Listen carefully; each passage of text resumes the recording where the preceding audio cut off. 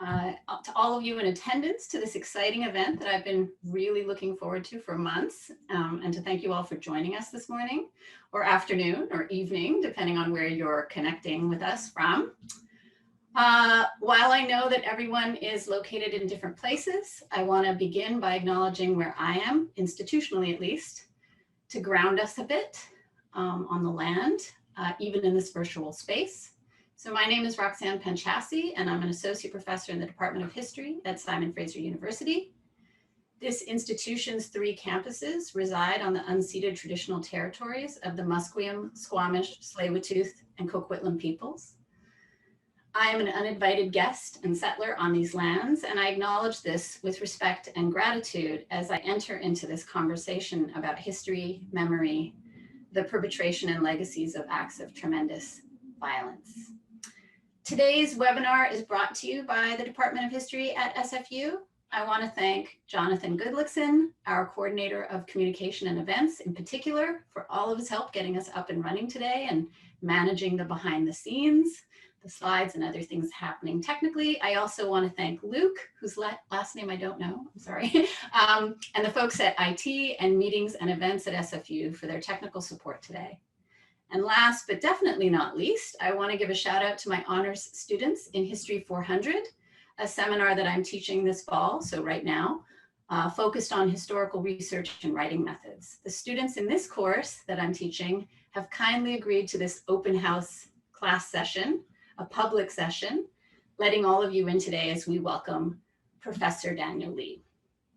So before we get started, I just want to let everyone know how we plan to proceed. This session is being recorded and will be available for viewing later. The chat function between participants is disabled in this webinar format, as are the cameras and microphones of everyone in attendance besides the panelists. There is a Q&A function that you'll see depending on your setup. You'll see it at either the bottom or the top of your screen, and you're welcome to enter your questions there throughout the discussion. So you don't have to wait until the Q&A time to do that. So feel free to do this throughout the course of our conversation, and we'll have about 20 minutes, I hope, for questions before the session ends. The plan is for us to run for an hour altogether, more or less. In the event that we're inundated with questions, we'll do our best, but we may not have time for all of them. So to say that it is my pleasure to introduce Professor Daniel Lee would be a huge understatement. Daniel is a great friend and colleague. We've known each other for many years. I can't remember exactly how many now, but several years. And I was fortunate enough to be able to interview him a number of years ago now about his first book, Pétain's Jewish Children, French Jewish Youth and the Vichy Regime. And that book was published by Oxford University Press in 2014. Daniel completed his doctorate at the University of Oxford. He is currently a senior lecturer in modern history at Queen Mary University of London, a specialist in the history of Jews in France and North Africa during the Second World War. Daniel is joining us from London in the UK, where he is also notably a BBC Radio 3 New Generation thinker. He's often on the radio and appears in the media, especially since the publication of this amazing book. And he is, of course, the author of the book we're all here to discuss today, The SS Officer's Armchair, Uncovering the Hidden Life of a Nazi. And the book was published just a little while ago by Hachette Books in Canada and the US, and by Jonathan Cape in the UK, sorry. Welcome, Daniel. Oh, Roxanne, what a beautiful introduction. I feel I want to go home now. I feel I could listen to just play that on record all day. It's lovely. Thank you so much for joining us. How could I say no? So what is it, your cocktail hour now? What, 6 p.m.? Yeah. I mean, let's be, these days, every day it's different. Like everyone is so confused by the rules here and what part of the country. Let's not even go there. Yeah, well, I'm really grateful to you for joining us and for agreeing to this conversation, for my students and for this larger audience. It's really wonderful to see you and to have you here. You've told me many times how brilliant your students are, so I'm really looking forward to actually getting to know them. So Daniel, the book is just incredible. I was rereading it again last night. It's a work of tremendous research and true detective work. And in fact, the week in History 400 that we're reading it for this week is the week on detecting. And this work that you've completed over years, it's also beautifully written for a broader audience than just an academic audience. I literally couldn't put it down once I started reading it. So can we start with you just telling us the shorter version of the amazing story of how Robert Quisener, the principal subject of the book, that is so much more than a biography, how did he come into your life? So, okay, so the very short version is he came to me in a very, very unexpected way. I was not looking for him. I was not planning to write a biography on anybody, let alone an SS officer. I'd recently moved to Italy after I finished my PhD in England, and I basically was at university in Florence doing a postdoc, and a few people who I sort of just met, more or less, we sort of got together and organized a little party just to sort of get to know all the other faculty. And at that event, a woman sort of came up to me. She was doing a PhD in law, and she sort of said to me, "Oh, you're this new guy doing Second World War history. I've been wanting to talk to you because something really odd just happened to my mother." And immediately I was sort of at this event, at this party, like time just sort of stopped, because, you know, when you're a historian of the Second World War, people often, you know, they tell you about things they want to share, sort of your grandfather was in the resistance or your grandmother was deported, you know, things that happened many, many years ago. Whereas things don't just happen to people's mother. So anyway, so immediately I was very interested to know more. And she just told me there and then how her mum had this old armchair taken to be reupholstered in Amsterdam, which is where they were living. And she left it with the man doing the work. And then just a few days later, when she returned to collect it, the guy sort of said, he was very cross, and he was sort of, "What is this? I don't do work for Nazis or their families." And the woman was, you know, totally flabbergasted, had no idea what he was talking about. And it was at that point that he just presented her with a stash of papers that he'd discovered inside the cushion of the armchair, all of which belonged to one man called Robert Quisener. And, you know, he was like, "Who is this? Is this your dad? Is it your grandpa? Blah, blah, blah." Anyway, this woman, of course, had no idea who this man was or how these documents ended up in her armchair. She was a student in Prague in the 1960s. And like all of us, when we're students, she just needed some cheap furniture to furnish, you know, a bed, a table, a chair, a wardrobe, whatever. She just went around Prague getting bits on the cheap. And she had this chair from 1968. She fell in love with it. Her kids grew up. You know, this chair's like in the background of all sort of family photos. And then when certain families were allowed to leave communist Czechoslovakia, they put this chair on the train and took it with them to the Netherlands, and they'd have it ever since. So after 40 years, you know, it was like sort of falling apart a little bit, and she just decided to get it reupholstered. So she just sent the documents to me and just said, "Who is he? And how did his documents end up inside my armchair?" So at first you were answering the question of this woman who had this armchair and these documents. At what point did you realize that this was your next project? Good question. So I was very interested in the chair itself. I was fascinated. Sure. I'd never really thought much about objects or anything like that. I'd never really written about them in a historical sense. But for some reason, the chair just totally grabbed me. And I wanted to know everything about it, like who made it? Who is the intended buyer? How much it would have cost?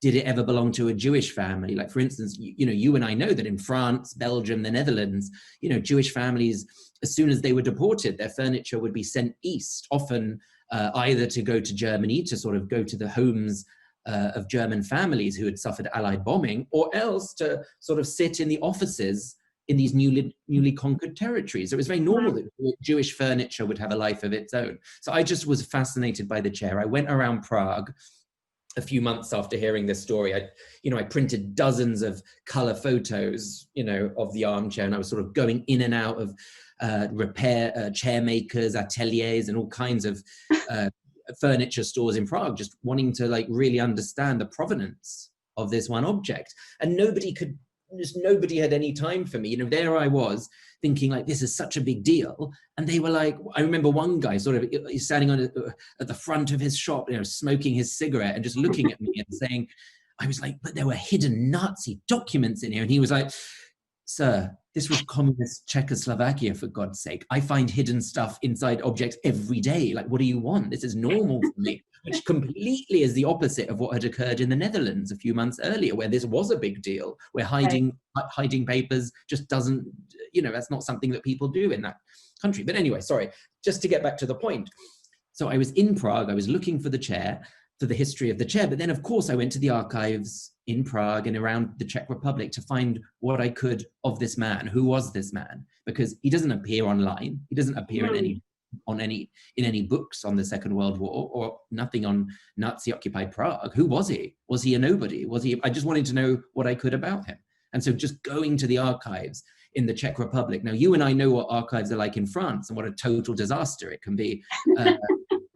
To sort of, just like begging archivists to hand over files. And, so much was either weeded out after the Second World War, but there just wasn't the case in the Czech Republic. I was able to find so much good material on him. And I think it was at that moment when I was sort of,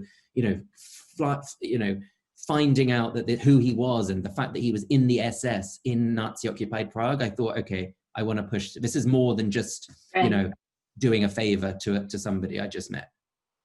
So then the book tracks the story of this relatively unknown man, Robert Quisener, someone whose status as a Nazi is not, as a perpetrator, is not remembered. As you say, it's not in books. It's not something that you had an easy time tracking down, or at least wasn't before this book. In some cases, not even by his own family members. So can you tell us a little bit about what it meant to you to pursue this kind of a life? Why write a book about an unknown man?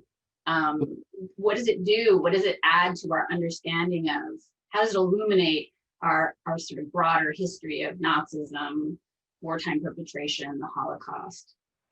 So just even finding the to begin in two parts to your question, and remind me if I don't answer them completely, I'll revisit it. But just even finding family members was a total nightmare, because at first, the archival documents could only get me so far. Going around, this guy was a nobody. I can't walk into an archive and say, oh, hello, I'm writing about, I don't know, Pierre Trudeau. Sorry, that's just the first Canadian, reference. Canadian. You can't go into an archive and just ask for the Robert Quisener archive, or they don't exist. You just have to hoover them up from everywhere. So, going all over the Czech Republic and then Germany and all other places was utterly, it was time consuming, and it could only give away so much of information.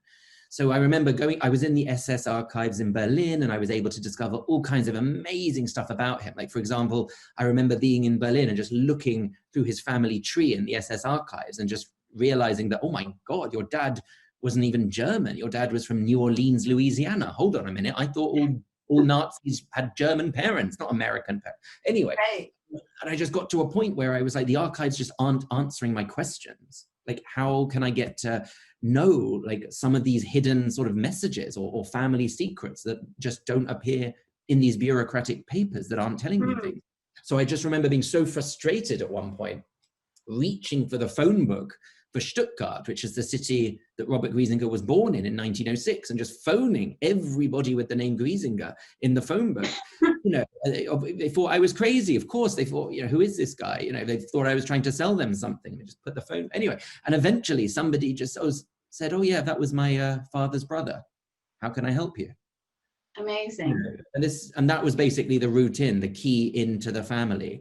Before that, I could see that he had daughters, but just like anyone who's tracing the women's line, it's really hard to trace women sometimes in history, because his daughters got married. I have no idea what their last names were, and you can't trace for women by maiden name. So it's really, really tough. So the fact getting to meet the nephew basically opened a whole new world for me and allowed me access to his family stories.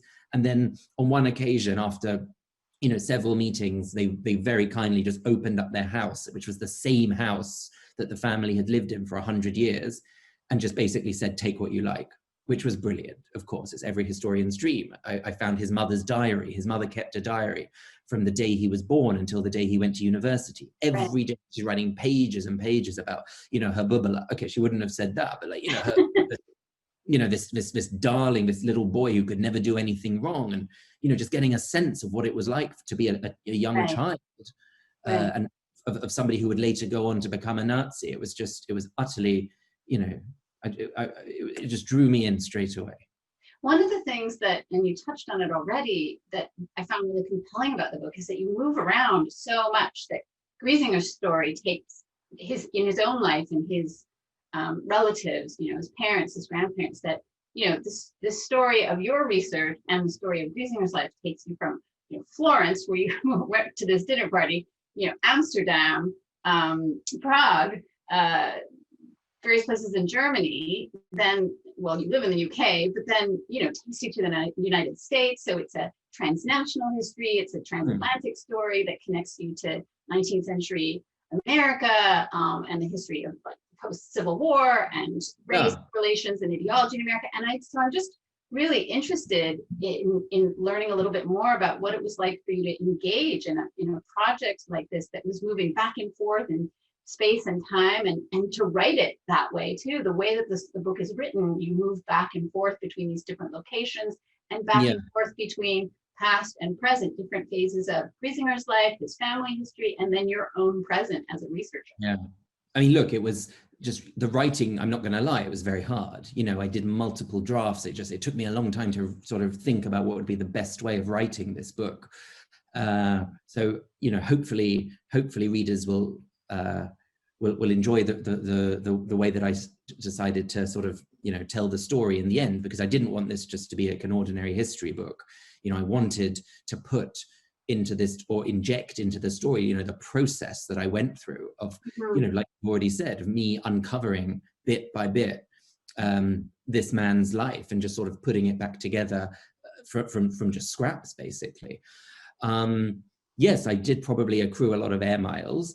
And I think sometimes some of the archivists were just totally sort of, you know, oh my gosh, like no one has ever come to the archives in New Orleans and said, hello, I'm tracing this Nazi. Can you, it was, I was asking questions that even archivists weren't used to having to deal with. But, you know, I was really, the New Orleans angle was particularly interesting for me, because I really just wanted to know what kind of environment. Of course, he had grown up in Stuttgart in the 1920s, 1930s, but what kind of influence the American South might have actually had on him. And, you know, what I discovered actually was that he grew up with his father and his American grandmother, who was Creole, who grew up, you know, a descendant of families that had arrived in New Orleans in sort of the 1720s, and just going through their family history, you sort of see how everybody had at one time or another owned an enslaved person. Even his grandmother, her father owned an enslaved person. So I was very interested to know a little bit more about the background of his family, their politics, you know, obviously who they would have voted for, their thoughts on race, racial difference, etc., and how that would have influenced him. And, you know, the relationship between New Orleans and Louisiana did not end when the family left, because, you know, I was able to find the correspondence that existed long after the family had left New Orleans. And even that in itself is interesting. Well, especially, you know, I remember always thinking, gosh, people from Europe in the 19th century, they moved to North America to start a life. And that was the end of that. But instead, what I'm finding is that a lot of people actually moved back, and that we have this return migration, that a third of people who actually made this voyage were actually like, oh gosh, I don't really like it here. I think I'll go back. You know, things aren't, look at, you know, after, even in Louisiana, post-Civil War Reconstruction, it was, you know, an economic nightmare for a lot of people there. So they were sort of looking at Bismarck, they were looking at Germany, and they thought, oh, things are okay over there. And this is, again, something as historians that I don't think we talk, well, I certainly didn't know anything about it. Yeah, it's fascinating the way you connect and sort of speculate about the way in which racial ideology in the United States could be a part of the story of understanding Griesinger's eventual Nazism and his eventual role as a perpetrator. Yeah, it was one factor among many, of course. You know, it would, you know, racism for someone like that who had grown up obviously with this Southern American heritage, it sort of met or meshed even very easily with the kind of anti-Semitism, anti-communism, militarism that was sort of extreme nationalism, which was the environment that he grew up in. I suppose it's important to add that, you know, his father was a military man. He came from an upper middle class family. And Quisener was born in 1906, which is very, very important. Many historians, not just me, have really looked at the significance of what it meant to be born between 1900 and 1910. This one little decade. It's so important because these guys were way too young to fight in the First World War. But the total defeat of Germany in 1918, that's something that nobody was expecting. This marked their lives, that it just sort of shattered them in a way that, you know, it was just totally unimaginable. It was the end of their world. So they grew up in this culture of wanting revenge, wanting, you know, hating Weimar, hating communists, hating Jews, etc. And just constantly, you know, it's the same people again and again who we see being born between 1900 and 1910, who go on to these glittering careers in the Nazi Party. So Daniel, the book is, you know, this biography of this relatively unknown man, and it's a family history, but it's also your story as a researcher, and it's, in parts anyway, in some very moving moments in my own reading. You know, it's about you connecting with your own family's history. You mentioned several times, you know, your own role as a historian who's a British Jew who has family with, you know, perished in the Second World War, in the Holocaust. And, you know, at moments you're sharing and talking about the photographs as you're tracking Quisener's history, but you're also thinking about your own family's relationship. And then you met relatives, younger relatives of Quisener, older than you, but still the idea of sort of these across the generations, these moments of confrontation and witnessing on both sides, yourself as somebody who has the experience and connection to victims of the Holocaust, and then these other family members you spoke to, Quisener's family members who have connections to the perpetration side of things. So could you talk a little bit about what that was like and what role that played in the project for you? Yeah, I mean, of course, I think it's just something that's so fascinating as someone who thinks so much about the Second World War. And, you know, we often as historians, we talk about, you know, survivors and then second generation survivors. And now we talk about third generation survivors. Whereas I feel that in terms of good historical writing, there hasn't been as much on the perpetrator side in terms of thinking about the second generation, the sons, daughters of the perpetrator. I mean, yes, there's stuff on the very famous daughters of the Nazis at the top, of course. But when it comes to sort of, you know, most ordinary Nazis, what I would call ordinary Nazis, their sons and daughters and the grandchildren, I'm finding very, very little. So for me, this wasn't sort of a way in to think about some of those questions. And yes, I did end up meeting his daughters. And yes, it was awkward, especially, you know, the first time. I had absolutely no idea what they knew of their father. It's not in any way going to ruin, it's not a spoiler, Roxanne, for me to say that Quisener died in 1945, because I say so on the first page of the book. Right. But, you know, his daughters, they were young girls at the time. They were sort of 5 and 8 years old. And they'd been with him in Nazi-occupied Prague. And then after the war, their mother remarried. So there were no photos of their father. And there was, you know, just like so many other families in post-war Germany, sort of 50s, late 40s and into the 50s. So many people tried to ask questions about, you know, their parents' role during the Third Reich. And they were just met with like silences or, you know, being ignored or, oh, you know, we'll talk about it another time, or don't upset your father by asking him about that or whatever. So, you know, they are not that different in that sense, that they tell me that they did try to ask these difficult questions, but my goodness, they were just, at one point, they just had to give up.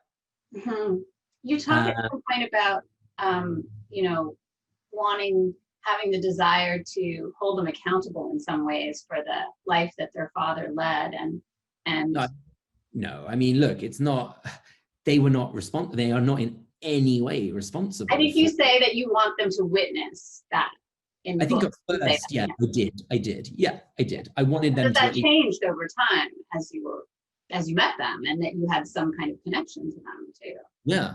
Well, at first I was, you know, like all of us before we do any oral historical work, you know, you sort of wonder, like, God, what are these people going to be like? Like, are they going to be monsters? Are they going to offer me a cup of tea? Like, you just have no idea Yeah. what's going to happen during these meetings when you're in somebody's house. And it was very peculiar because, you know, in all my other work, I've gone in as kind of, you know, I'm asking people lots of questions, and then they tell me the answers because they know what they want to tell me. And then I say, thank you very much. And then off I go. Whereas here, I would ask all of my questions. They would tell me the information that they could. And then they would ask me a ton of questions. They would want to know what I've been doing. What more have you discovered? We want to know, what did Father do here? What did Father do there? Could you tell us this? Could you tell us that, etc. Like, for them, it was very much a process of wanting to learn the truth after many, many years. And I'm still not sure the extent to which they're okay with this, because, you know, the book is, you know, it's out now in English. It's going to be out soon in Germany. You know, they knew from day one I was writing a book ever since I met them. Right. And I've kept them up to date with every development. But I'm very curious to see what happens when the book does come out in German, and if there is any attention towards them, which perhaps they're not expecting. You know, have you had conversations or contact with those who may have been, or the descendants of those who may have been affected by Griesinger's work in the SS and his acts of perpetration? Like, have you had any kind of contact with that side of the equation in this yet, or do you think you will? Or I don't think the thing about these middlemen like Griesinger is just the people who are his victims, so to speak, they wouldn't even have even known the name. He was just where he wore a suit every day to work. He didn't get his hands dirty. He wasn't the name. They would never have met him. They would never have recognized him. He was giving the orders upstairs. So, for example, when he was working at the Gestapo in the 1930s as a lawyer, this enormous building in the middle of Stuttgart, it's still there today. It wasn't bombed. And I remember talking to elderly people in Stuttgart who, even today, they refused to take the street that the Gestapo headquarters was based on them, because they remember the stories they heard as children about what had occurred in the torture cells in the basement of that building. It really left a mark on them. So Griesinger worked in that building, but, you know, he wasn't in the torture chamber. He wasn't sort of, you know, wearing a black coat and sort of, you know, driving by and like rounding up communists and rounding up Jews and taking them. He was upstairs at his typewriter, but my God, did he know what was going on beneath him, you know, often on his orders. So it's very interesting that these people, and that's obviously in Stuttgart. When we get to Prague, of course, he's responsible for lots of things involving, you know, the local Czech population and like horrific acts of forced labor that he's sending hundreds of thousands of ordinary Czechs to sort of go away and sort of work in horrific conditions in Germany. They wouldn't have known his name. Absolutely not. He's one of these middle people who's been completely forgotten. You use this expression, that you've heard of that expression, desk murderer, in the book. And I know just from reading a few responses and reviews of the book that a couple of times we've been asked about the connection of pursuing this history of an ordinary Nazi to, you know, Arendt's famous phrase about the modality of evil. So just to come back to something that I started to ask about before, you know, as a historian of the Holocaust and of this period, what do you think the book contributes to our understanding of this era of Nazism, of the history of the Holocaust, by focusing on this desk murderer, this ordinary man? No, thank you for reminding me. I didn't answer that question before, for whatever reason. Look, Griesinger is not Hitler. He's not Himmler, Heydrich. He's not one of these famous people that we all know about. You know, when we start to name Nazis, we only name the people at the top, the people who were part of Hitler's inner circle.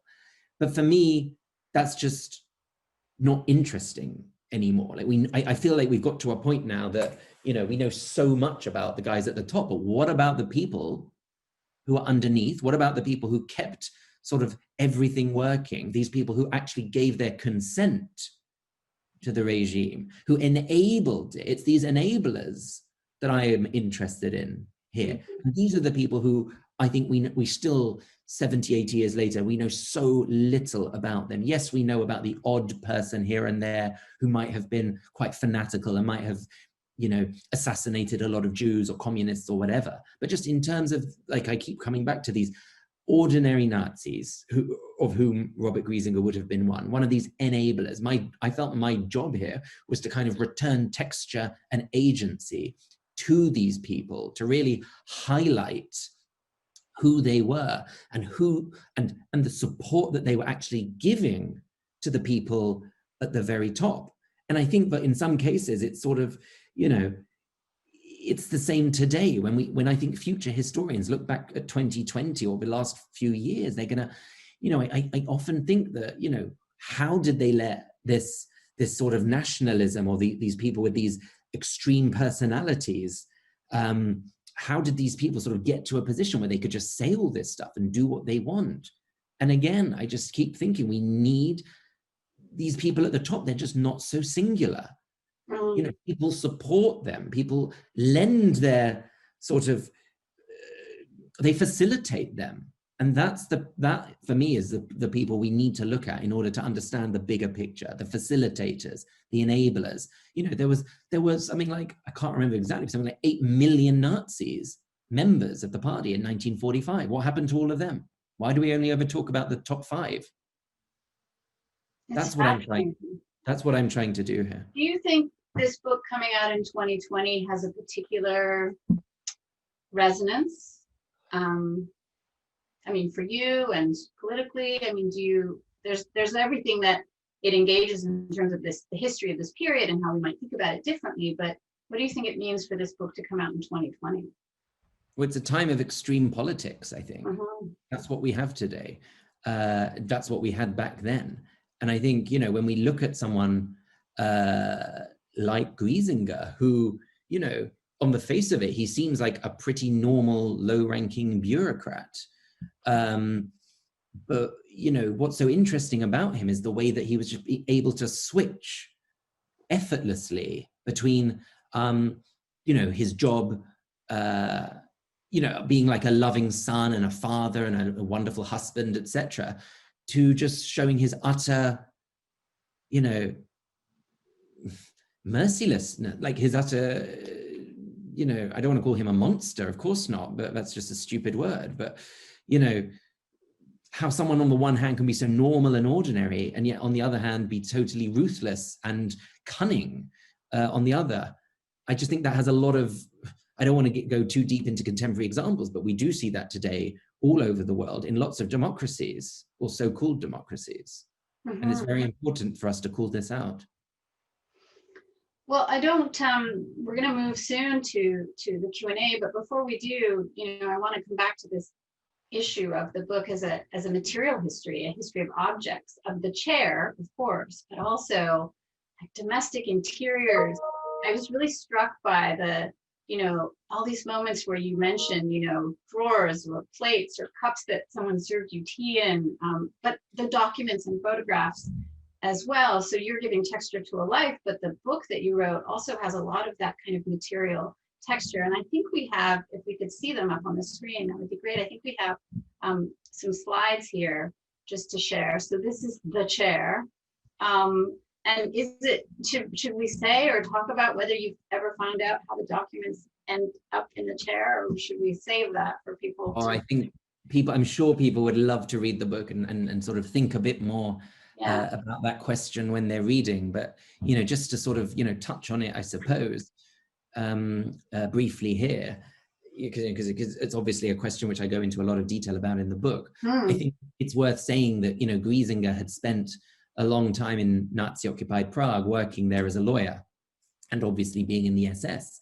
And, you know, after we get to a position that he's still there in spring 1945, he's still going to work every day, even at the beginning of May, even after Hitler commits suicide, Quisener is still in Prague going to work for the Third Reich.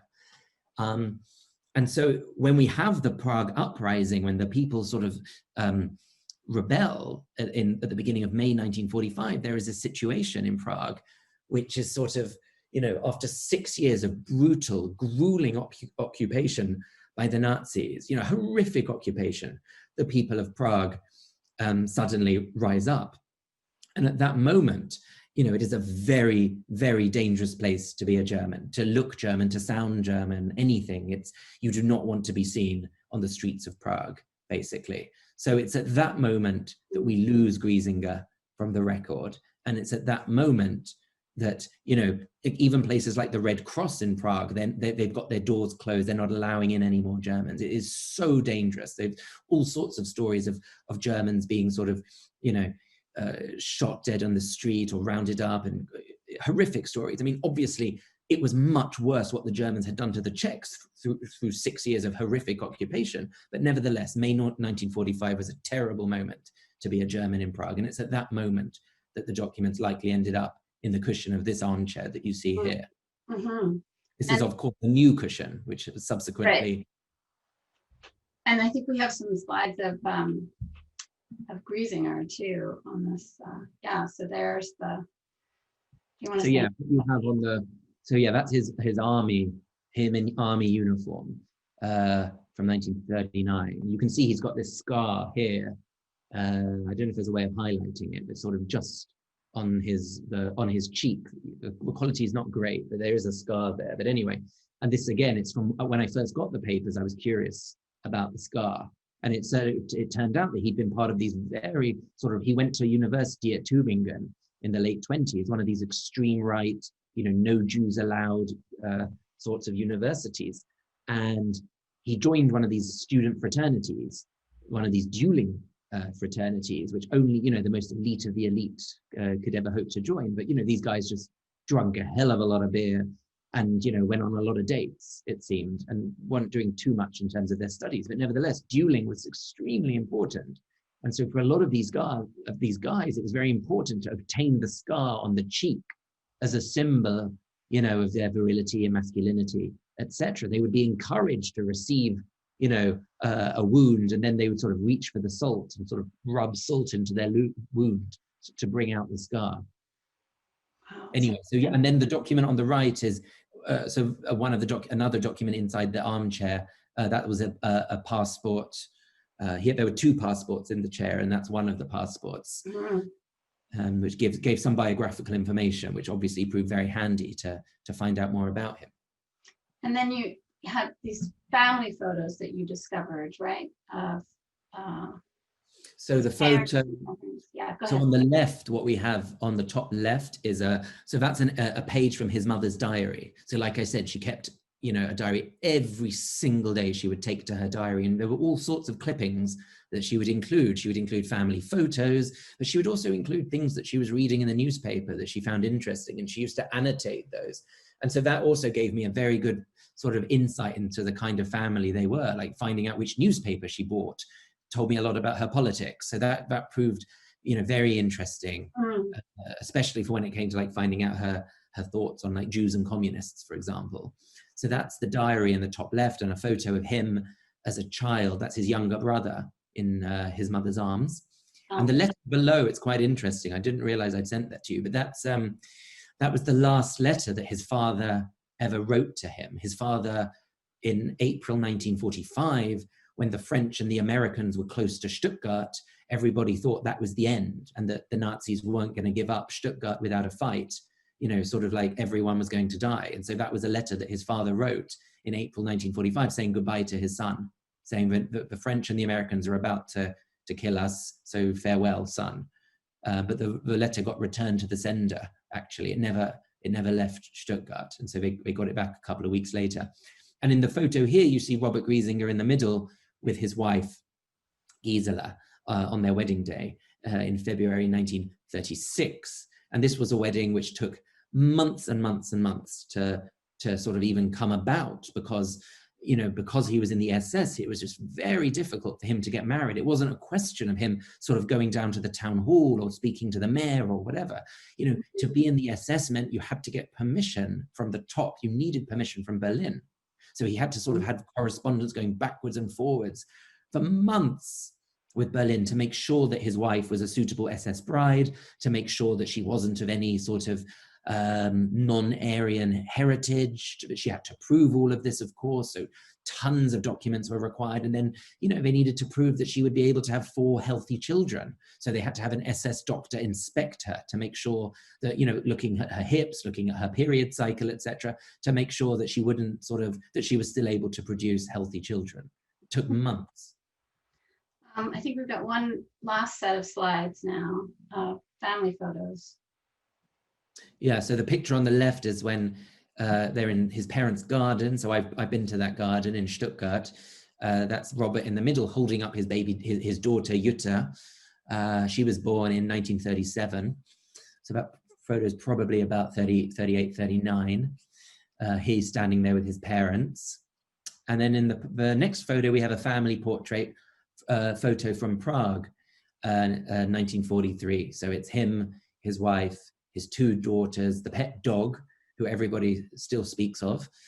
Lots of stories about the dog. And also Gisela's son from her first marriage. She'd already been married when she and Robert got together in 1935. So she actually already had a son. Who, as it happens, has been in touch with me in the last 2 weeks, having not wanted to be involved in the book, but now that it's come out, he's made contact with me. So it's lovely to be in touch with him. And here he is as a little boy. He was born, I think, in 32 or 33. Oh, that's really interesting. Is that who you talk about in the epilogue? Yeah, when you say that there were a few people you wish you'd spoken to, and then a couple who didn't want to. Yeah. So now he's speaking to me now, and I did a wonderful Zoom call the other day with him and his son and his grandson. So it was really, really quite wonderful to sort of, get some of their take on their memories. Okay, I think that's it for the slides, and I see that there are loads of questions piling into the. So I'm just going to kind of throw some of these at you, Daniel. So we have one question from Ralph Coram, I hope I'm pronouncing that last name correctly, about the types of documents that were found in the chair. So we've seen the passport, and you said there was another passport, but what was in there, and what was the sort of relationship between them as a bundle? Deeply, I think these were like the most important documents he possessed. Your deeply personal identification documents, the sort of things you just could not live without. And I often think, I smile sometimes, I think how ironic. For years, I had all of them here in my pocket. And how he would have reacted knowing that a British Jew was walking around with all of his documents sort of, in his pocket. But anyway, so we're talking the kind of things, yes, that he couldn't live without. Passports, stocks and shares that had never been cashed, which were worth a lot of money, PhD certificates in law. Like, this isn't like, bus tickets or train tickets or whatever. It's like, it really are his most personal papers. And I remember on one occasion with his daughter, one of his daughters just saying to me, like, he must have left a note. He must have told somebody about this. Like, he wouldn't just, put it into an armchair for no reason. He must have had a reason to put his important documents there. Maybe he was going back to get them after the war. So many Nazis at that time were trying to burn their documents. They were trying to pass themselves off. There's tons of stories of SS men going around, holding a gun to a doctor's head so they could try and get their SS tattoo removed with their blood type. This was not a moment that you wanted to show that you had any connection with the Nazi regime. But nevertheless, he still decided to not to destroy his documents. Mm-hmm. I have another question here from Lauren Rossi, our resident modern German historian, who also works on the Holocaust. And we hosted, the SFU Department of History hosted a talk by Omer Bartov recently.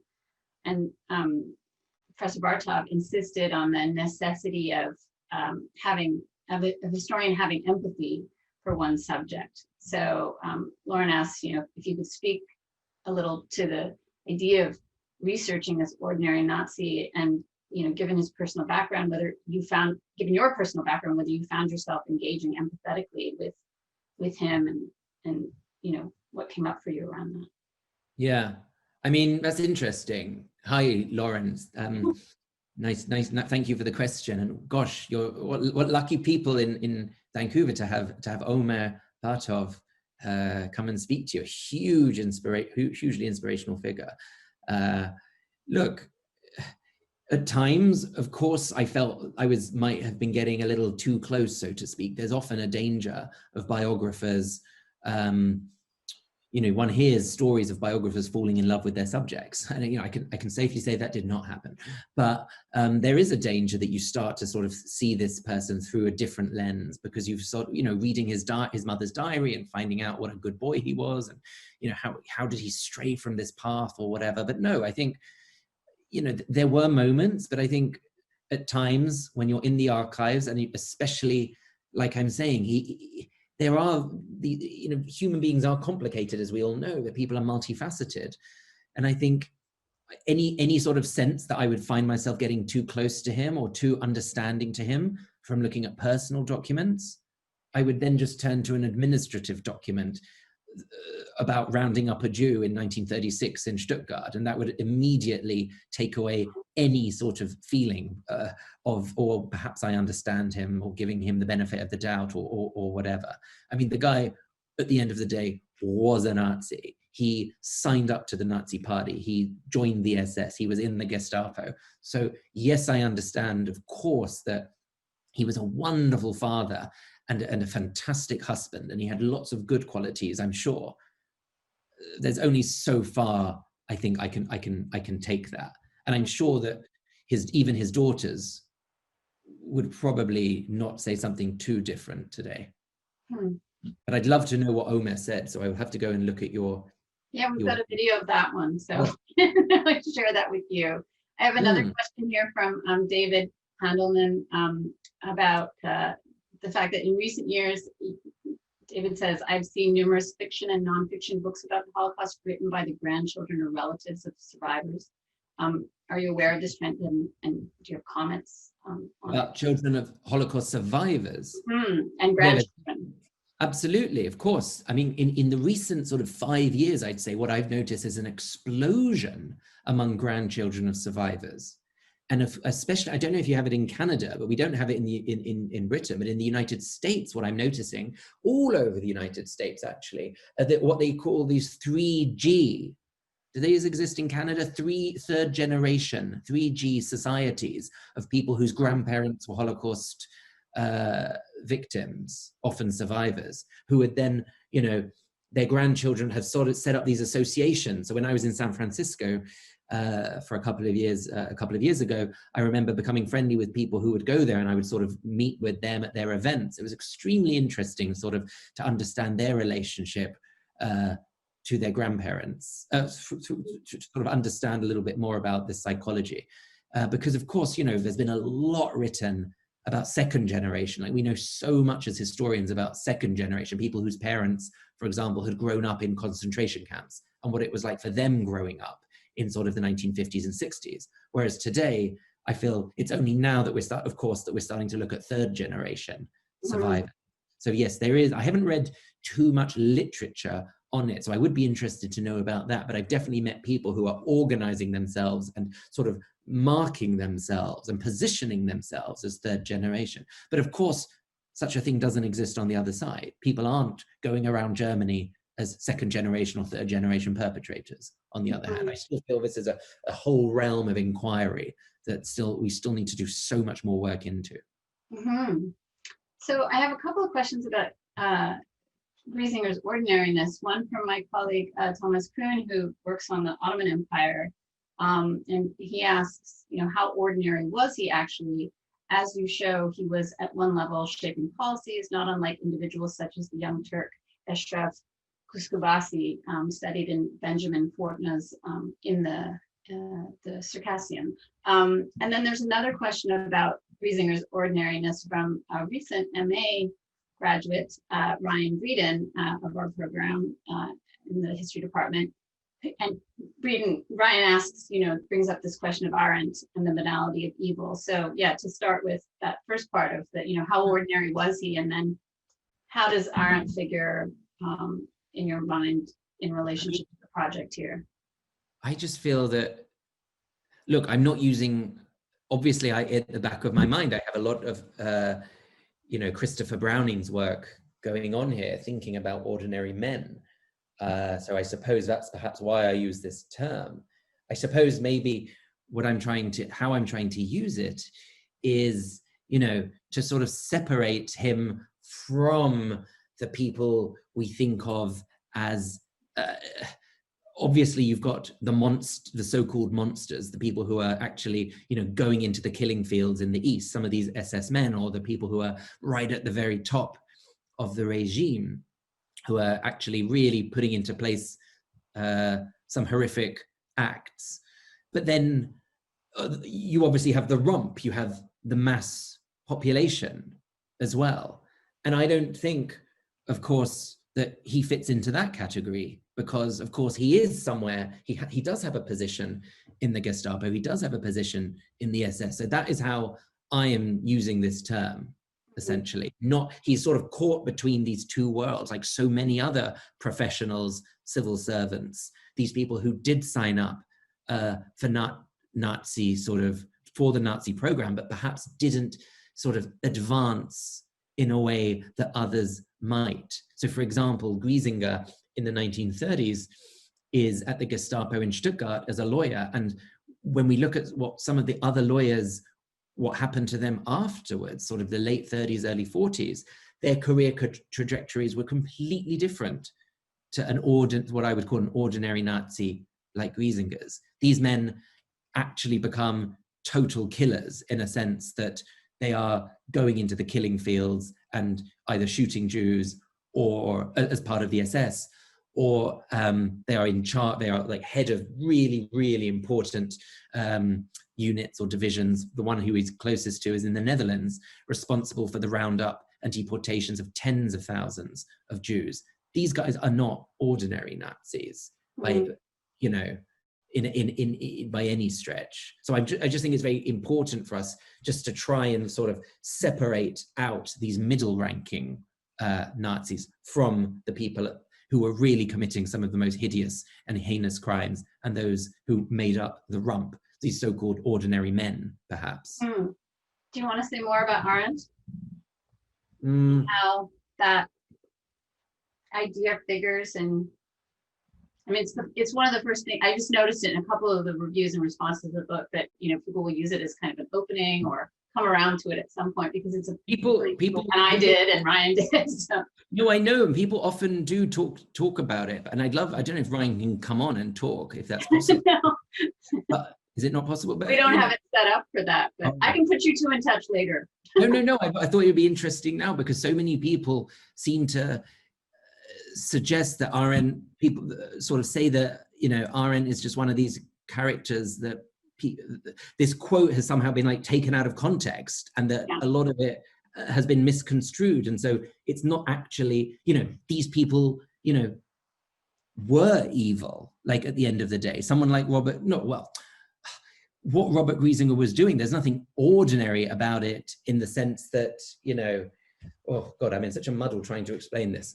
It's not, what he was doing was horrific. Nazism was horrific. It cannot be excused in any shape. So I feel that with the Arendt line and the sort of the banality of evil, I feel that's one thing that she was accused of saying at a certain historical moment during the Eichmann trial. And then she got sort of a ton of criticism for it, but really it's not actually what she meant, essentially. But I would love to know what Ryan thinks of this, but maybe we'll have to say. Well, I mean, just to kind of, is why I brought it up too. I think it's that idea.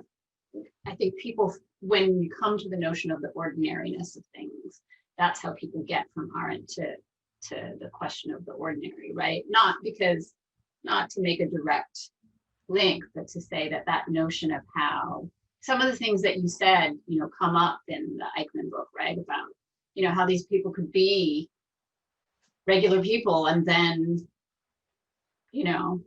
be the perpetrators of these heinous crimes, that we need to remember that in fact, evil is maybe not the right word. Yeah. Obviously, I suppose, these people are lots of them. I'm not sure how many more stories, given that you know, I was doing this, I've been doing this research in the last few years, and so many of these people that have been sharing their stories with me and giving me these documents are in their late 80s, you know, and I'm very well aware that, you know, these people aren't going to be around forever. So I'm very grateful to them for sharing so many of their stories with me. Whereas I suppose if I were to start this research in the next 5 years, it probably would be too late. So I suppose what I'm trying to do is sort of make this point that they're worth, in a way, someone like Robert Quisener is able to stand in and represent these tens of thousands of all other ordinary Nazis whose stories have not been told, and probably, I don't think, really ever, it's not likely that they ever will be told. So that's I feel like one of the sort of the takeaway, I hope, is one of the takeaways of this book. We've had a couple of questions about language and about the time that this project took. So yeah, do you want to say something about your language, not necessarily your language music, but all the languages you had to work in and places you had to go, but then, you know, ones that may have been barriers. And then, yeah, how long did this project take from the dinner party in Florence to? That was in, I guess, end of 2011. And, you know, there were, you know what research is like. So there are moments where, you know, it's really on the forefront of your mind and you're doing a lot for it. And then there's other times where you're teaching or you're doing other things. So of course it was up and down, but I would say it was a good 5 years of work just doing the research, and lots of, you know, having to really, really make archivists hand over certain documents that they probably wouldn't have done had I not frustrated them to the point. You know, I felt like some of the archives, I can just still remember them seeing, like, one person just being like, I will give you this box, but just never come back. Like, you know, you have asked us for so many things here. We're not allowed to show you this document for the next 25 years. It's sealed. And but for some reason, I don't know, I just was like, I'm not leaving till I see this document. Like, anyway, so no, it took a lot of sort of negotiating. Some places were extremely helpful. And, you know, for example, in New Orleans, I found everybody would welcome me with open arms and provide what, although actually one occasion there was a hurricane. And so it was amazing. Just everything just suddenly stopped. All of a sudden, like, the archivists just ran into the room and they just started picking up the boxes and they started like moving all the boxes around. It was absolutely extraordinary. And then of course the archives were closed from then on.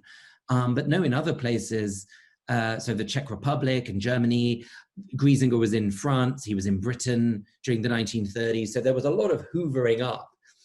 And no, I remember walking around when I tried to look for his grave, just like interviewing like lots of people to try in Prague with, I had, you know, I don't speak Czech.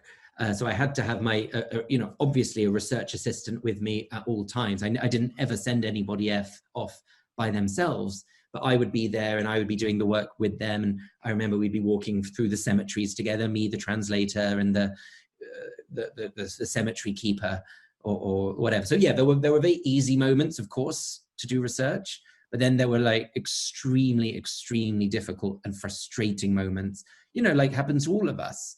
I remember, again, another time in Prague, they would not let me see a certain document because, you know, like so many historical documents, they're embargoed until a certain year.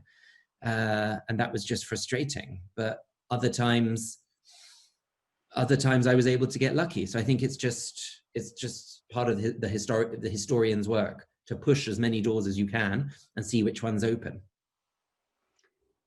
So there are questions that we weren't able to get to in the time that we had, but I do want to remind everyone to try to get a copy of the book. I think we have a link to the Hachette website, to the page for the book that we can send out in the chat. So if we do that, that would be great. You know, I want to encourage people to order the book from Hachette or wherever you order books from. And if you're local, to consider ordering it through one of our local independent bookstores.